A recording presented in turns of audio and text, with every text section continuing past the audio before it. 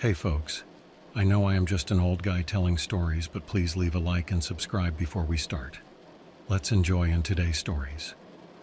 Before I dive into today's stories, I want to say, disclaimer. The content presented in the video is purely for entertainment purposes only.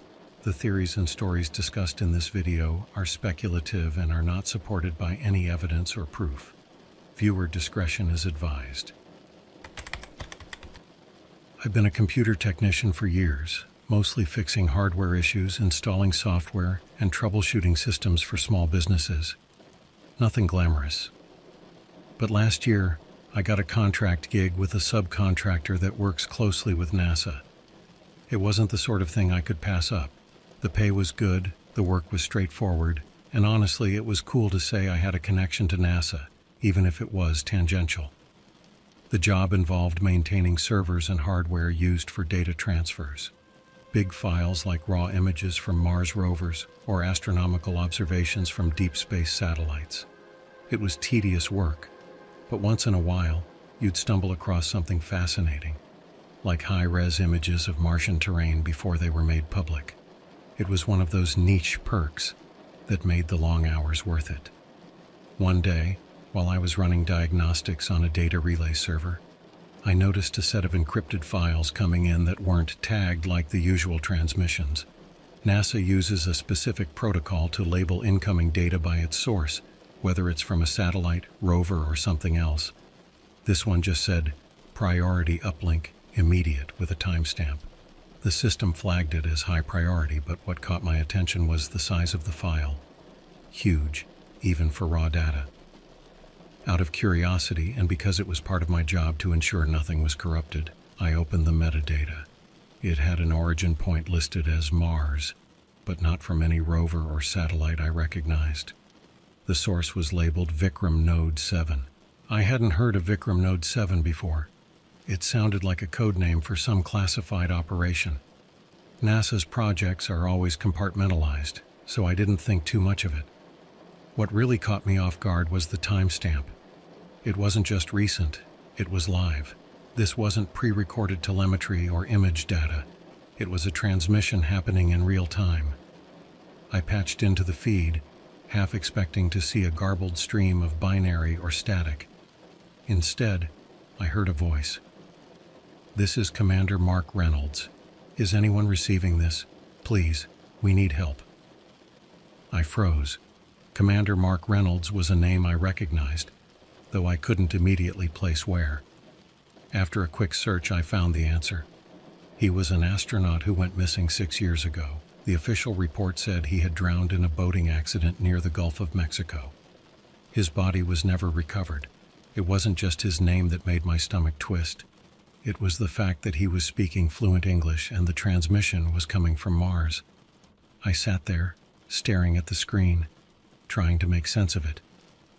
I checked the transmission logs, thinking it was some kind of elaborate hoax, but the relay node data lined up perfectly. It was coming from Mars.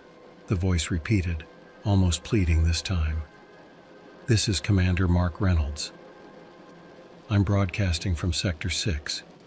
Please, if anyone can hear me, we need immediate assistance. They left us here." I didn't know what to do. I wasn't authorized to handle live transmissions, let alone something this bizarre. I flagged it for the supervisor on duty and logged out of the terminal, trying not to think too much about what I'd just heard. The next day, I got called into an emergency meeting. It wasn't with my usual team. There were men in suits, clearly not NASA personnel, along with a few of the senior engineers I recognized. The room had an air of tension, like everyone was waiting for someone else to speak first. Eventually, one of the men in suits introduced himself as Agent Foster from the FBI. They had isolated the transmission I'd flagged. The FBI, NASA, and what I assumed were military representatives had been brought in to investigate. Foster asked me to recount exactly what I'd seen and heard. I told him everything. How I noticed the strange file, how I listened to the transmission, and how it matched the voice of Commander Reynolds. Foster didn't say much, but he scribbled notes furiously as I spoke. When I finished, he asked one question. "Did you access or share this data outside of your workstation?" I told him no, which was true. He nodded and moved on to questioning the engineers about the transmission's origin. What I learned during that meeting was equally fascinating and unsettling. The Vikram Node 7 relay was classified, but not unknown to NASA's upper management. It was part of an experimental network designed to pick up signals from deep space probes, including some older equipment that had been lost years ago. What shocked everyone was that Vikram Node 7 wasn't supposed to be operational. It had been offline for decades. The part that really stuck with me was something Foster said toward the end of the meeting. The voice print analysis confirms it's Reynolds. There's no doubt about that. But we have no record of him ever being assigned to Mars, officially or unofficially. After the meeting, I was told to stay off anything related to the Vikram Node project. My access to certain servers was revoked, and I was reassigned to a less sensitive role. It was frustrating, but I didn't push back. This wasn't the kind of job where you made waves. Still, I couldn't stop thinking about the transmission. How could someone who had been declared dead 6 years ago be broadcasting from Mars? And what did he mean by, "They left us here"? Later that week, I overheard 2 engineers talking in hushed tones. They mentioned that NASA was working with the FBI to decrypt the rest of the data packet attached to the transmission. Apparently, there was more to it than just audio.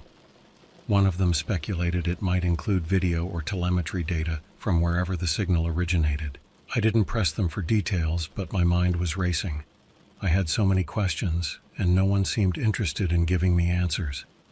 That night, I stayed up reading everything I could about Mars missions, classified operations, and even conspiracy theories.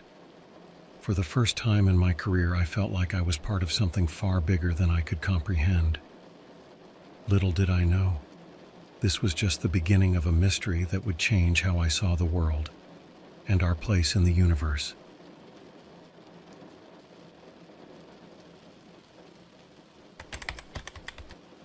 After being reassigned, I figured that was the end of my involvement with the Mars transmission. I tried to focus on my regular duties, but it was impossible to shake the thought of that voice. Commander Reynolds, a man officially declared dead, asking for help from Mars. Weeks passed with no updates, but then something strange happened. While browsing the web one evening, I came across a forum post on a relatively obscure site I used to frequent for tech advice. The post didn't explicitly mention Mars or Commander Reynolds, but the cryptic phrasing caught my attention. Looking for insights on a deep space signal originating from a dead mission. Anyone familiar with relay nodes and lost transmissions? It was vague, but the mention of a dead mission and relay nodes felt too coincidental to ignore. The user, who went by the handle Orbital Whisper, had no other activity on the forum, which only made it more suspicious. Against my better judgment, I responded, "Are you referring to Vikram Node 7? If so, I might have some information." Almost immediately, I regretted it. Within minutes, I received a private message. "Access the link below. Use a secure browser. Do not discuss this further on public channels." The link was a .onion address, part of the dark web. I wasn't a stranger to the concept, though I'd never gone beyond curiosity-driven research. The dark web was infamous for its association with illegal activities, but it was also a place where whistleblowers and insiders shared information they couldn't risk posting publicly. I figured this was the latter. I downloaded Tor, a browser designed for accessing the dark web, and typed in the link. What loaded wasn't some flashy conspiracy forum or a sketchy chat room. It was a simple black page with white text. Operation Transmission, Private Forum. The forum required a passcode to enter. I messaged Orbital Whisper back asking for it. They responded almost instantly. Delta Echo 412. When I entered the passcode, the forum opened up to a single thread titled Classified, the Mars Transmission. I clicked the thread and found dozens of posts, all from anonymous users. Some claimed to be former NASA employees. Others hinted at military connections. The discussion centered on a transmission allegedly intercepted by a rogue relay network, Vikram Node 7. What caught my eye was the claim that the relay's location was deliberately kept off NASA's official records, even during its operational years. According to one post, it was part of a black-budget project from the 1980s, tied to an experimental Mars mission codenamed Sentinel. This was news to me. As far as I knew, no manned missions to Mars had ever been attempted, let alone launched. But these posts suggested otherwise. One user even uploaded a heavily redacted document showing schematics for a habitat module designed for Mars's surface. The document was stamped with a faded logo, a collaboration between NASA and a private aerospace contractor I didn't recognize. The most unsettling post, however, came from someone claiming to have audio clips from the transmission. Against my better judgment, I downloaded the file. It was only a few seconds long, but unmistakable. "This is Commander Mark Reynolds. We need help. They left us here." It was the same voice I'd heard weeks ago, but there was more to it this time. In the background, faint but distinct, I heard what sounded like rhythmic banging, like something heavy striking metal in an unnervingly consistent pattern. The forum was a goldmine of information, but it also raised more questions than it answered. Why had NASA never publicly acknowledged this Sentinel mission? What happened to the crew? And most importantly, who or what was responsible for the banging noise in the audio? I decided to take a risk and posted my own findings. I mentioned my work with the Vikram Node 7 transmission, carefully omitting any identifying details. The responses were immediate, with several users urging me to look into a specific name, Ares Corporation. Ares Corporation, according to the forum, was a private company that allegedly partnered with NASA during the height of the space race. They specialized in experimental technologies, including off-world habitats and long-term life support systems. A few users even suggested that Ares had conducted unpublicized missions to Mars under the guise of scientific research. One user shared a link to an archived dark website claiming to host leaked documents from Ares Corporation. I clicked it, half expecting a dead end, but instead, I found what looked like scans of old contracts, project reports, and meeting notes. One document, dated 1983, stood out: Project Sentinel, Phase 3 deployment schedule. The details were sparse, but one section mentioned a crewed launch window to Mars, marked as confidential, test phase only.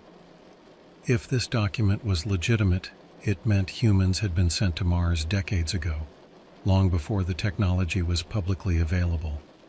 The more I read, the more it felt like I was piecing together a puzzle with missing edges. It was fascinating, but also deeply unsettling. What kind of organization could launch a manned mission to Mars in secret? And why would they abandon the crew? That night, I closed my laptop and sat in silence for what felt like hours.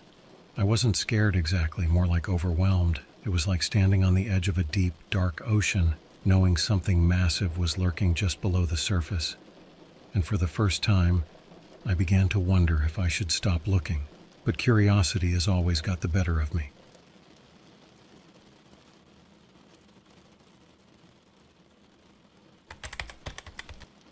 The deeper I delved into the Ares Corporation archive, the more I felt like I was uncovering something no one was supposed to see. Most of the documents were highly technical: blueprints, engineering notes, and supply manifests. But a few stood out as undeniably bizarre. One document labeled Behavioral Observations Crew of Sentinel 7 caught my eye.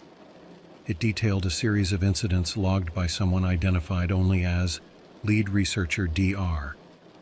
The logs described strange symptoms among the crew members: sporadic confusion, auditory hallucinations, and what the report called localized sensory distortions. It was vague, but one entry stood out. Commander Reynolds reported hearing faint knocking sounds during his EVA, extravehicular activity. No external sources identified. Audio recordings inconclusive. Incident logged for review.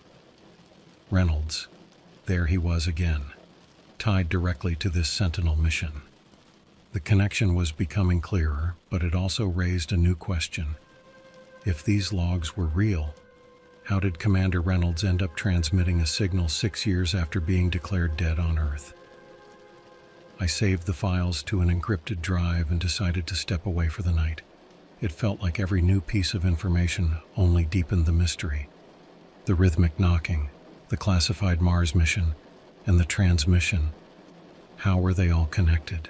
The next morning I found an email waiting in my inbox. The subject line was blank, and the sender's address was a string of random characters, clearly generated by a burner account. Against my better judgment, I opened it. Inside was a single sentence: "You've seen enough. Stop digging." I stared at the screen, my heart racing, not from fear, but from frustration. Whoever sent this clearly knew I'd accessed the dark web forum and the Ares Corporation files. But instead of backing off, I felt an almost stubborn determination to keep going. I wasn't sharing anything publicly, and I wasn't breaking any laws, as far as I knew. If someone wanted me to stop, it only meant I was getting close to something important. I returned to the forum that evening, hoping to find more leads. The thread on the Mars transmission had grown exponentially, with users speculating everything from government conspiracies to alien involvement. One post caught my attention. It claimed that another audio file had been uploaded, longer than the first and supposedly containing new information. The file, titled finaltransmission.wav, was a chilling follow-up to the clip I'd heard before. In it, Reynolds' voice was weaker, almost resigned. "This is Commander Mark Reynolds. If anyone receives this transmission, know that we've tried everything. The habitat is failing. Supplies are gone. They won't answer. They promised they'd come back, but they left us here. We've been hearing it again. It's getting closer." The phrase "it's getting closer" sent a ripple of unease through the forum. Users speculated wildly about what he might have been referring to. Some said it was an environmental hazard, like a dust storm or a structural collapse. Others hinted at something more sinister, something living. But the most grounded theory came from a user claiming to be an aerospace engineer. They pointed out that prolonged isolation and environmental stress could lead to psychological breakdowns, even hallucinations. According to them, the knocking sound Reynolds described might have been a symptom of cabin fever, amplified by Mars' desolate conditions. It was a plausible explanation, but it didn't sit right with me. The knocking had been mentioned too many times to be dismissed as a mere coincidence. Just as I was about to log off, another post appeared. "Check the file in the archived logs. Day 87, Habitat Cam." I scrambled to find the file in the Ares Corporation archive. Sure enough, buried deep within a folder labeled Sentinel-7 Ops, I found a video file with that exact name. It was time-stamped 3 months into the mission, shortly before all communications were reported lost. The video began with grainy footage from inside the Habitat module. The camera was fixed in one corner, capturing the entire living space. At first it seemed uneventful. Commander Reynolds and 2 other astronauts were seated at a small table, eating and chatting. Their voices were muffled, but their body language seemed relaxed, almost routine. Then, without warning, the lights flickered. All 3 astronauts froze, looking around the room. Reynolds stood up, walking toward the module's control panel. He seemed to check something off-screen before turning back to the others, saying something inaudible. Whatever it was, it clearly wasn't normal. The footage skipped ahead several minutes, and when it resumed, the astronauts were gathered near the Habitat's airlock, looking increasingly agitated. Reynolds was holding a radio, speaking into it, but there was no response. Then came the sound. A deep, rhythmic knocking echoed through the module.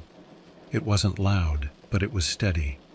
4 distinct knocks, followed by a pause, then 4 more. The astronauts exchanged nervous glances, and Reynolds stepped closer to the airlock, his hand hovering over the manual override. Before he could act, the footage cut to static. I stared at the screen, my thoughts racing. This wasn't just a failed mission or a case of human error. Something else had happened to the crew of Sentinel-7, something no one wanted to talk about. And now, decades later, Commander Reynolds was calling for help from a place he should never have been able to reach. For the first time, I wondered if this wasn't just about secrecy. Maybe the reason no one was supposed to know about the Mars transmission was because the truth was too disturbing to explain.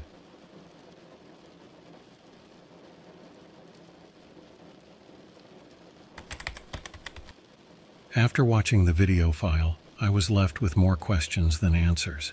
The rhythmic knocking, the flickering lights, and the crew's clear anxiety painted a picture that didn't fit any reasonable explanation. It felt like I was witnessing a story that had been deliberately buried, one that no one had anticipated would resurface decades later through a rogue relay on Mars. I spent the next few days scouring the dark web forum for updates.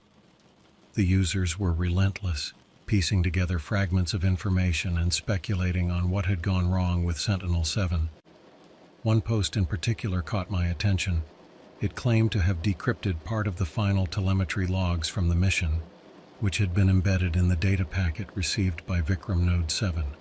The decrypted file, shared in a plain text format, detailed environmental readings from the habitat module. Most of it was mundane: temperature, oxygen levels, power usage. But then, toward the end of the log, there was a sudden spike in seismic activity.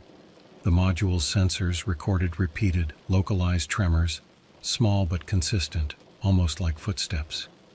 The timestamps matched the moments in the video when the crew heard the knocking. The user who decrypted the file speculated that the tremors could have been caused by natural phenomena, maybe a shifting of the Martian surface or some kind of geological instability. But if that were true, why had the knocking followed such an unnervingly regular pattern? And why did it stop the moment the feed cut to static? Around this time, another update came through the forum. A user claimed to have uncovered a new fragment of the Mars transmission. The audio, titled Reynolds Log Entry 87.wav, was reportedly part of a personal recording made by Commander Reynolds shortly before communication with Earth was lost. I hesitated before playing it. Everything I'd uncovered so far had been unsettling, but this felt different. It wasn't just a transmission. It was a glimpse into the mind of someone stranded on a desolate planet, facing the unknown. The recording began with static, followed by Reynolds' voice, calm but weary. This is Commander Mark Reynolds, Sentinel-7, log entry for day 87. I don't know if this will ever reach Earth, but if it does, I need someone to understand what's happening here.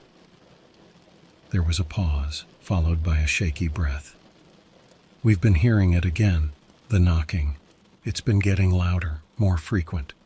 At first, we thought it was just the wind or maybe thermal expansion from the module, but the patterns are too deliberate. It's as if... His voice trailed off, leaving an unsettling silence. When he spoke again, his tone had shifted, lower, almost a whisper. We checked the exterior cameras. There's nothing there. No tracks, no debris, nothing that would explain the noise. But the sensors keep picking up localized tremors near the airlock. We've sealed it off, but I don't know how long it will hold. If anyone finds this, please don't come looking for us. The recording ended abruptly. I sat there staring at the waveform on my screen, trying to process what I'd just heard. Reynolds' fear was palpable, but what disturbed me the most was his final plea. Don't come looking for us. The forum erupted after the recording was shared. Users debated endlessly over what Reynolds could have been referring to. Some argued that the tremors were caused by a geological anomaly, while others suggested that the crew might have encountered something unknown, something alive. One user, claiming to be a former NASA analyst, offered a chilling theory. They pointed out a subtle but important detail in the telemetry logs. The seismic activity wasn't random. It followed the crew's movements. Whenever the astronauts entered a different section of the module, the tremors shifted, almost as if something was tracking them from outside. This revelation sent the forum into a frenzy. If the seismic activity was linked to the crew's movements, it meant that whatever caused the knocking wasn't just a natural phenomenon. It was reactive, intelligent even. But how could anything survive on Mars, let alone interact with a sealed habitat module? The theory was intriguing but left me with more questions than answers. I couldn't stop thinking about the phrase Reynolds had used. "We've sealed it off, but I don't know how long it will hold." What had they sealed off? And why? Just as the discussion was reaching its peak, the original poster of the Mars transmission thread, Orbital Whisper, deleted their account. All their posts vanished, leaving behind a void that only fueled the speculation. Some users believed they had been silenced, either by NASA or some other entity trying to bury the story. Others thought it was just a precaution, a way to avoid scrutiny after leaking classified information. Whatever the reason, it marked a turning point in the investigation. Without Orbital Whisper's guidance, the forum became chaotic, with users scrambling to piece together the remaining fragments of the story. I decided to take a step back, focusing instead on the files I'd already collected. That night, I revisited the decrypted telemetry logs, looking for anything I might have missed. Buried near the end of the file was a single unencrypted message, almost like a note hastily added to the data packet before it was sent. It read, "To anyone who finds this, do not open the airlock, do not respond to the knocking. They said it was safe, but it's not. We were never alone." I stared at the message, my mind racing with possibilities. What could have driven the crew to leave such a cryptic warning? And what did they mean by, "We were never alone"? As much as I wanted answers, I knew I was nearing the limits of what I could uncover on my own. This wasn't just a story about a failed mission or lost astronauts. It was something far bigger and far more terrifying.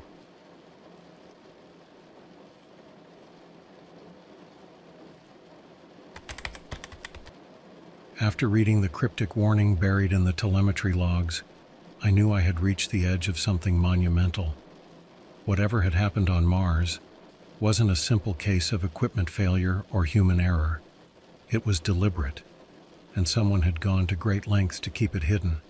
The forum activity dwindled after Orbital Whisper's sudden disappearance. Many users assumed the story would die there, buried in fragments of encrypted files and speculation. But a few of us refused to let it go. I spent the next few days combing through every scrap of data I had, looking for connections I might have overlooked. That's when I found it. In the same folder where I'd found the Habitat cam footage, there was a file I hadn't opened. It was labeled Sentinel Final TX.zip.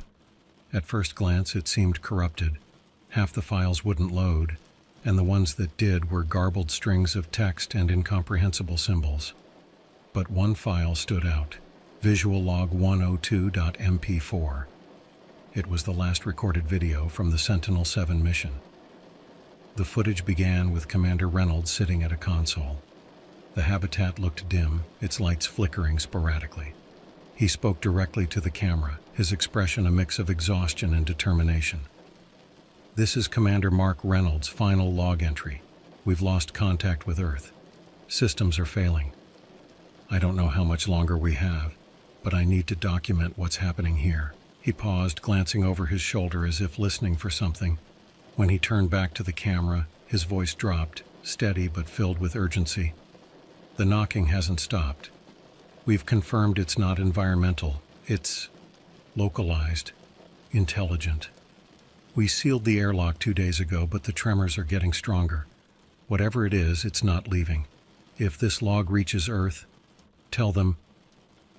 The video cut to static for several seconds before resuming. This time the camera showed the Habitat from a wider angle. Reynolds and 2 other astronauts stood near the airlock, their movements tense and deliberate. The knocking began again, louder than before. It was steady, rhythmic, almost mechanical, yet undeniably deliberate. One of the astronauts pointed to the airlock controls, shaking his head vehemently. Reynolds seemed to argue, though no audio accompanied the footage. Finally, he motioned for the others to step back and approach the airlock himself. The footage skipped forward abruptly, as if parts had been intentionally removed. When it resumed, the airlock was open, and the camera faced the exterior of the Habitat. Mars's barren landscape stretched endlessly, bathed in a faint reddish glow. At first, nothing seemed out of place, just the still empty surface of a lifeless planet. Then, something moved. It was subtle, barely perceptible against the horizon. A shadow flickered, too quick to identify. Reynolds turned toward the camera, his face pale and his lips moving silently, as if saying something the camera couldn't record. The footage ended there, frozen on his expression, just before the feed cut to black. The video left me shaken, not because of what it showed, but because of what it didn't. Whatever Reynolds saw outside that airlock was never captured. Whether it was a natural phenomenon, an environmental anomaly, or something entirely beyond our understanding, the footage ended before it could provide answers. The next day, the entire dark web forum disappeared. Every thread, every post, every user account was wiped clean. It was as if the site had never existed. Attempts to revisit the links resulted in error messages or redirects to generic pages. I wasn't surprised. If the Mars transmission was tied to a classified operation, it made sense that someone would want to shut it down. But the abruptness of it all left a lingering sense of unease. Had I stumbled too close to the truth? Or was this just the inevitable outcome of poking around in places I didn't belong? In the weeks that followed, I found myself revisiting the files I'd saved, searching for meaning in the fragments. One detail continued to haunt me: Reynolds' final words in the video. Though the audio was missing, I was certain I could read his lips. He had said just 3 words: "It's not us." I don't know what he meant. Maybe he was referring to the knocking, the seismic activity, or whatever had been lurking outside the habitat. Or maybe he was trying to warn us that Sentinel-7 wasn't the only mission out there, that Mars in its vast emptiness might not be as lifeless as we've always believed. I've kept this story to myself until now, sharing it here only because I feel like people deserve to know. I'm not claiming to have all the answers, far from it. But if the Mars transmission taught me anything, it's that the truth is rarely as simple as we'd like it to be. For all we know, the knocking might still be there, echoing across the red desert, waiting for someone to answer.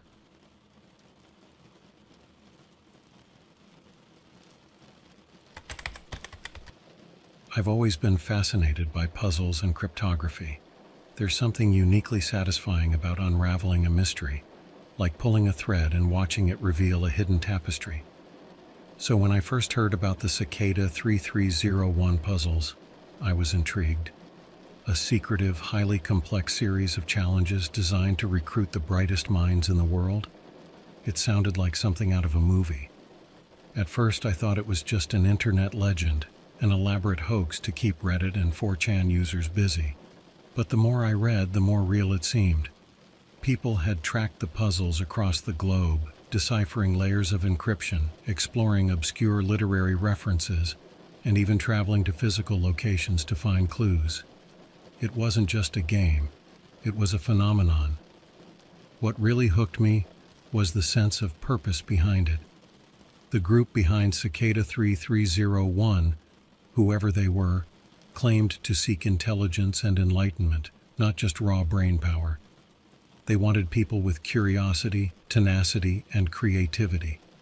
That resonated with me. I wasn't a genius, but I loved solving problems. And maybe, just maybe, I wanted to prove to myself that I could do it. I started digging into the puzzles in my spare time, working through the archives and trying to decipher the clues. It was challenging, but fun, like a treasure hunt designed for codebreakers. I wasn't expecting to get anywhere, but one night something strange happened. I received an email. It was simple, just a plain text message with an attachment. The subject line read, "We've noticed your efforts." The body contained a single line. "The truth is deeper than you think. Are you ready to see?" Attached was a small image file, a black and white graphic with the cicada symbol, a single winged insect framed by what looked like a series of geometric patterns. I was excited but cautious. It could have been a prank or a scam, but the email didn't contain any links or requests for information. It just had that image. I decided to open it on an old laptop, one I kept offline for this kind of thing. When I ran the image through a series of steganography tools, I found an embedded message, a URL leading to a hidden Tor site. I hesitated before accessing it. I'd read enough about the dark web to know it wasn't a place to tread lightly. But curiosity got the better of me. After masking my IP and taking every precaution I could think of, I clicked the link. The page was minimalist, almost sterile, with a single line of text, "Welcome to the next level." Below it was a string of coordinates and a date, just 2 days away. I stared at the screen for a long time. The location was a few hours' drive from where I lived, out in a remote forest area. I didn't know what to expect, but something about it felt authentic. It wasn't flashy or dramatic, just a quiet invitation to take the next step. When the day arrived, I drove to the coordinates early in the morning. The spot was unremarkable, a clearing surrounded by trees. At first, I thought I was alone, but as I looked around, I noticed subtle signs of activity. A small wooden box sat on a tree stump, marked with the cicada symbol. Inside was a simple USB drive. I took it home and examined it carefully before plugging it into the old laptop. The drive contained a single file, a video. It opened to static, which gradually resolved into a grainy image of a man sitting in a dimly lit room. His face was obscured, and his voice was distorted, but his words were clear. "You have shown perseverance and intelligence," he said. "But what you seek is not just knowledge, it is understanding." The video cut to a series of bizarre symbols and images, astronomical diagrams, ancient texts, and what looked like anatomical sketches of something that wasn't entirely human. The man's voice continued in the background, explaining that Cicada 3301 was more than a puzzle. It was a doorway to something greater, something that couldn't be explained in simple terms. "Humanity has always searched for the truth," he said, "but the truth is not ours alone. It belongs to the cosmos." The video ended with another string of coordinates and a final message: "Come prepared." That's when things started to feel different. This wasn't just a game anymore. The mention of the cosmos, the strange diagrams. It hinted at something much larger, something that went beyond human understanding. I couldn't help but wonder, was Cicada 3301 connected to something extraterrestrial? I didn't know what to believe, but one thing was certain: I couldn't stop now. Whatever this was, it felt like the beginning of something much bigger, and I was determined to see it through.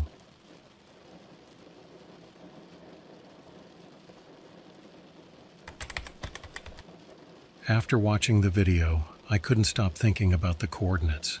They pointed to another remote location, but this time it was much farther, almost an 8-hour drive from my home. The video's cryptic tone and the strange symbols lingered in my mind. This wasn't just a simple puzzle anymore. It was turning into something entirely different, and I needed to figure out what. I prepared carefully. I didn't know what to expect, but I packed basic supplies: water, snacks, a flashlight, and a notebook. I also brought the old laptop and USB drive, in case they were needed again. The drive to the new location was uneventful, a long stretch of highway followed by winding back roads that eventually led to a secluded dirt path. The location itself was even more isolated than the first, a small clearing surrounded by dense woods. There was no one else in sight, but at the center of the clearing stood a peculiar object, a metal sculpture about 6 feet tall. It looked like a twisted combination of modern art and ancient runes, its surface covered in strange engravings that seemed to shimmer faintly in the sunlight. At the base of the sculpture was another wooden box. This one contained an envelope sealed with wax, stamped with the cicada symbol. I opened it carefully and found a handwritten note inside. "Look beyond what you see. Decode the light." Along with the note was a small glass prism. It felt heavy and solid in my hand, but I had no idea what to do with it. I spent hours examining the sculpture, trying to decipher its engravings and find some sort of pattern. I even held the prism up to the sun, hoping it would reveal something, but nothing happened. Frustrated but determined, I decided to take the prism home and study it further. Back at my desk that night, I placed the prism in front of a small LED flashlight. As the light passed through, it refracted into a series of colors, but something else appeared too. Embedded in the rainbow of light was a faint pattern of numbers and letters, almost like a barcode. I quickly jotted it down and began working on decoding it. The sequence led me to another hidden website, but this one was far stranger than the first. The page contained a live countdown timer, ticking down to an event just 3 days away. Below the timer was an array of images that sent a chill through me, not because they were frightening, but because they felt off. The images were of various locations around the world, each marked with a single glowing point of light. Some were cities I recognized, Tokyo, New York, Paris, but others were in the middle of nowhere, deep in deserts or forests. At first I thought they were random, but then I noticed something unsettling. Each point of light seemed to correspond to major historical events, moments that shaped human civilization. It was as if the lights were marking places of importance, not just geographically, but cosmically. I couldn't shake the feeling that these lights were connected to the Cicada 3301 puzzle in some way, as if they were part of a larger map. The website's cryptic message confirmed my suspicion. The convergence approaches. Prepare for alignment. Alignment? What kind of alignment? My mind raced through possibilities. Astronomical alignments, historical patterns, even something involving the symbols I had seen on the sculpture. I didn't have answers, but I knew I needed to keep going. Over the next few days, I immersed myself in research. I analyzed the images, cross-referenced historical events, and tried to find connections between the locations. That's when I noticed something strange. The points of light seemed to align with not just history, but with specific celestial events, eclipses, meteor showers, and rare planetary alignments. It was as if the puzzle wasn't just about human intelligence, but about humanity's place in the universe. The countdown timer ticked closer to 0, and I felt a growing sense of urgency. I wasn't afraid, exactly. There was no reason to be. But I couldn't ignore the weight of what I was uncovering. This wasn't just a game or a recruitment tool. It was something much larger, something that connected humanity to forces we barely understood. When the timer finally hit 0, the website changed. A single line of text appeared. You are ready for the next truth. And just like that, the screen went black.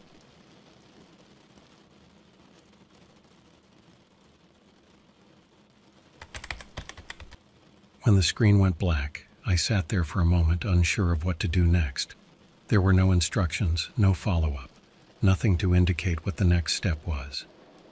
I almost felt like I had hit a dead end, but something told me the puzzle wasn't over, far from it.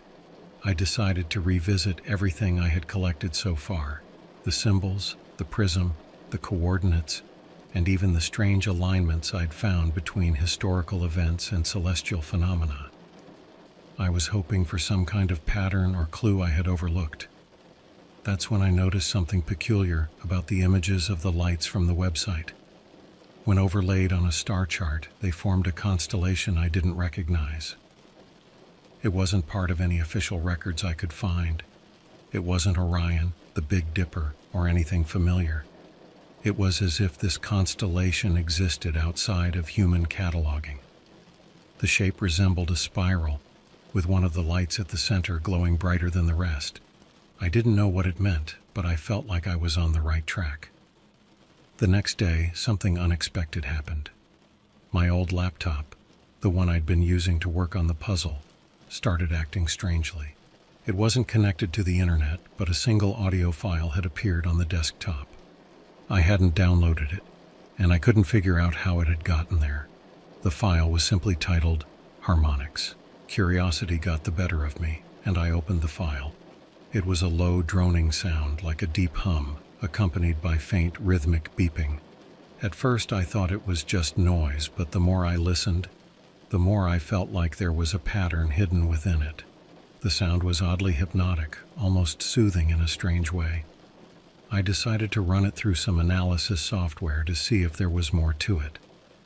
What I found was both fascinating and unsettling. The frequencies in the audio weren't random. They matched certain astronomical data, specifically the natural resonances of planets and stars. Scientists have long theorized that celestial bodies emit unique frequencies, and this audio seemed to mimic those vibrations. It was as if the sound was trying to communicate something on a cosmic level. I spent hours studying the audio file, looking for clues. Eventually, I realized the rhythmic beeping wasn't just part of the background, it was a coded message. After several attempts at decoding it, I uncovered a set of coordinates. These weren't like the previous ones, though. They didn't point to a physical location on Earth. Instead, they pointed to a specific point in the night sky. Using a basic star chart app, I located the exact spot the coordinates referred to. It was an area near the Orion Nebula, one of the most studied regions of space. But why would a puzzle like Cicada 3301 point to a celestial location? It didn't make sense, at least not yet. As I stared at the coordinates, I noticed something else. The location in the sky aligned perfectly with the center of the mysterious constellation I had mapped out earlier. The glowing spiral, the signals, the references to alignment. It all seemed to converge on this one point. It was almost as if someone, or something, was trying to draw attention to it. That night, I set up an old telescope I hadn't used in years. The weather was clear, and the stars were bright, but when I pointed the telescope at the coordinates, I didn't see anything unusual. Just the same expanse of stars and nebulae that astronomers had documented for centuries.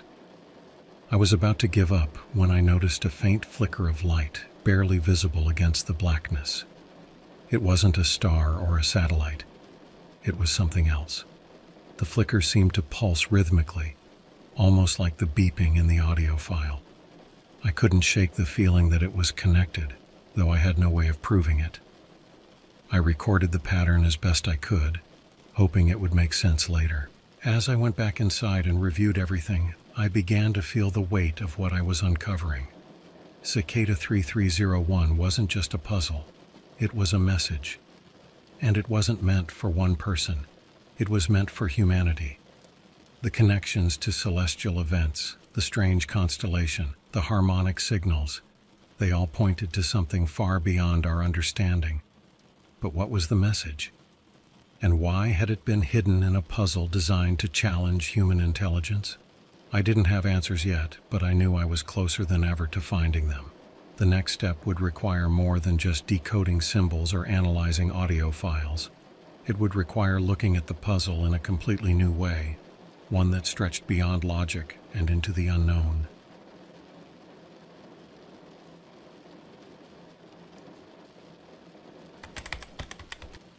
For days, I couldn't stop thinking about the flickering light in the sky. It was subtle, almost imperceptible, but its rhythmic pulsing matched the harmonic audio file I had decoded. Whatever this was, it was too deliberate to be a coincidence. I wasn't just solving a puzzle anymore. I was following a trail of breadcrumbs that seemed to lead beyond anything I'd imagined. That week, I received another email. This time, it didn't come with any attachments or cryptic symbols. It was a simple message. The alignment is near. Watch the sky on the solstice. I checked the calendar. The winter solstice was only a few days away.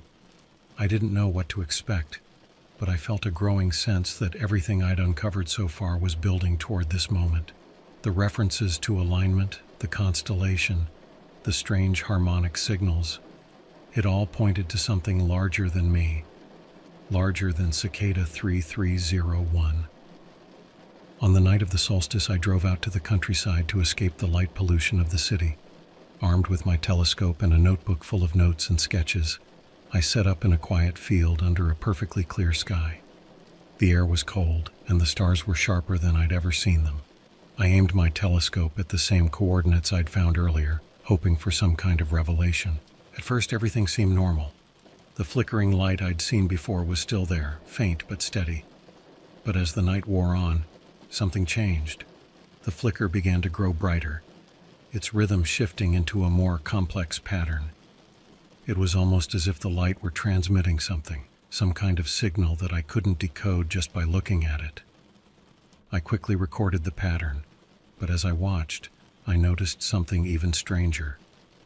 The stars surrounding the light seemed to shift ever so slightly, almost imperceptibly, as if forming a new alignment.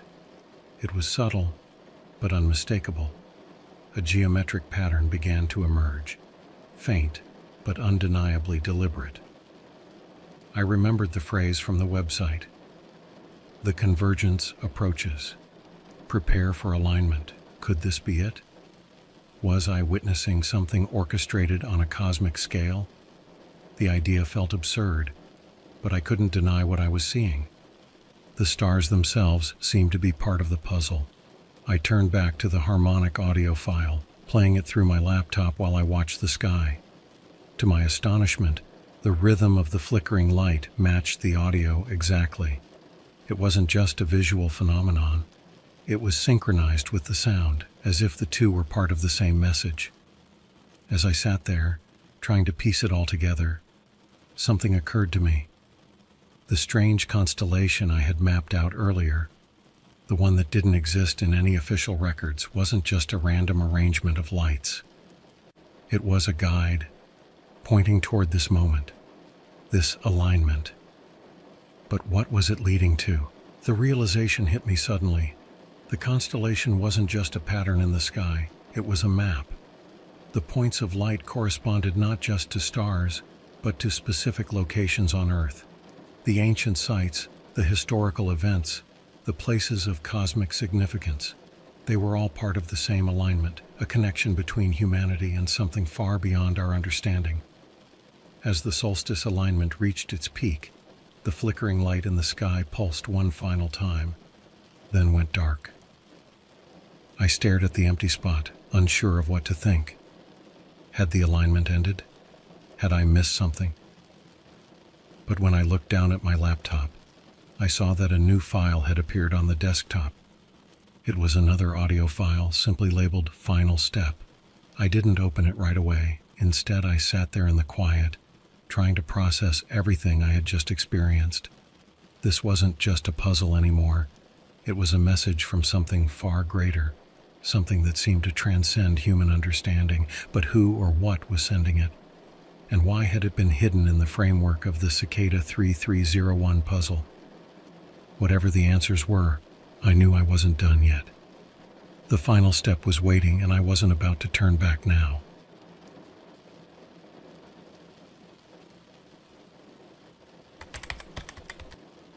I stared at the new audio file on my laptop's screen for a long time. Its title, Final Step, felt heavier than the others, as if it carried the weight of everything I'd uncovered. I hesitated before playing it, wondering if I was truly ready to understand what this all meant. But the curiosity I had felt from the very beginning hadn't faded. It had only grown stronger. This was the culmination of everything: the signals, the alignments, the map and the stars. When I finally clicked to play the file, the same low, droning hum filled the room, but this time, the rhythm was more intricate. It wasn't just a sequence of sounds, it was layered, as if multiple frequencies were converging into a single, cohesive signal. I couldn't shake the sense that it wasn't meant to be heard in the usual way. It was almost interactive. I decided to visualize the audio, running it through a spectrogram tool. What appeared on the screen sent a shiver through me. The spectrogram revealed not random noise, but a complex series of symbols, geometric shapes, interlocking spirals, and something that looked eerily like an astronomical chart. At the center of it all was an unmistakable figure, the same constellation I had mapped earlier, glowing brighter than ever in the digital rendering. This wasn't just a message, it was an invitation. The spectrogram contained a final set of coordinates, but these were unlike any I had seen before. They didn't point to a physical location on Earth or even to a specific spot in the sky. Instead, they referred to a trajectory, an arc that spanned across both space and time. I didn't fully understand it, but the tools I used to analyze it suggested something extraordinary. The trajectory aligned with a point in the distant future, a celestial event that wouldn't occur for thousands of years. I sat back, stunned. The Cicada 3301 puzzle wasn't just a test of intelligence or creativity. It was something far greater, an effort to bridge the gap between humanity and the cosmos. The alignment, the signals, the constellation. They weren't about solving a puzzle for the sake of solving it. They were about preparing us for something much larger than ourselves. The realization was humbling. Whoever or whatever had created this puzzle wasn't looking for individual brilliance. They were looking for collective understanding, a way to connect humanity to a greater cosmic truth. And while I had uncovered only a fraction of it, I felt certain that others were out there, following the same trail, uncovering their own pieces of the puzzle. In the days that followed, I thought a lot about what I had learned. The Cicada 3301 puzzle was never about secrecy or exclusivity. It was about curiosity, the drive to explore, and the willingness to see beyond the surface. It reminded me that humanity's greatest strength lies in our ability to question, to seek, and to imagine what lies beyond the horizon. As for the celestial event, I knew I wouldn't live to see it. But I found comfort in the idea that the message would endure, that others would pick up where I left off. The alignment wasn't just a moment in time. It was a reminder that we are part of something far greater, something that connects us not only to each other but to the universe itself. I never heard from Cicada 3301 again, but I didn't need to. The journey had already given me more than I could have imagined. It had shown me that the truth isn't just out there, it's woven into the fabric of everything we are, waiting for us to discover it. And so, I moved forward, not with answers, but with a newfound sense of wonder. The puzzle wasn't over, it never would be, but that's the beauty of it. Some truths aren't meant to be solved, they're meant to be experienced, one step at a time.